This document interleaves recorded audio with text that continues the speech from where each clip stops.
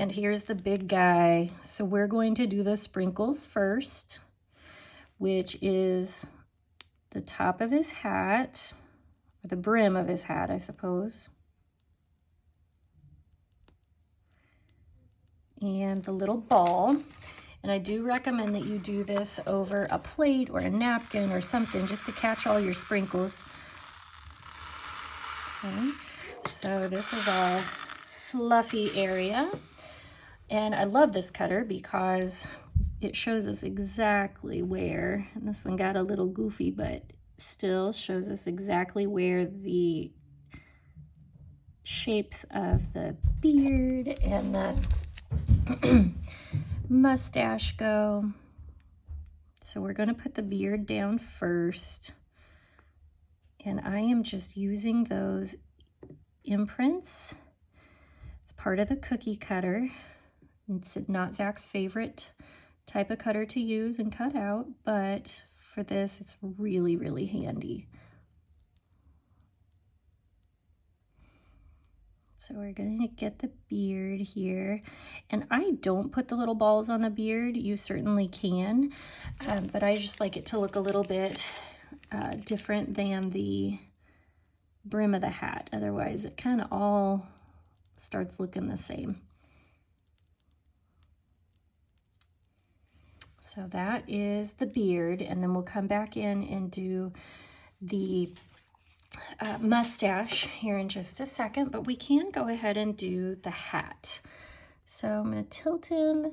We only have to outline the edges that have not yet been touched by icing. So right here is just a trim versus an outline.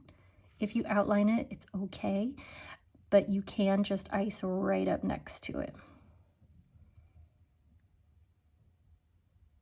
This red is gorgeous. So one of the tricks to the red is to mix it a day or so prior and let the color truly just develop and become part of the icing. And then you just get this gorgeous, gorgeous, bright, beautiful red, true red. I will tell you, I use Wilton colors for a lot of things, but never once have I been successful with making a bright, beautiful red with Wilton gels or colors of any kind. So it's not you, it's the color. If you're interested in where I get mine, it's actually the Hobby Lobby brand Super Red. That's what I use for red and black specifically. But that's the color that I use. It takes quite a bit of color, but you do end up with a really great product. This is ultimately a two-step cookie, so we'll come back and we'll do, I'm gonna do little bitty eyes here, but we'll come back and we'll do his mustache and then he'll be done. So Santa's gonna have green eyes. Okay. So we'll come back and finish this one, but he's a quick two-stepper. We just have to finish off our big old Santa Claus mustache. So we're using the cookie, the naked cookie, as Santa's little face. We're not adding an additional color there because we just don't really need to.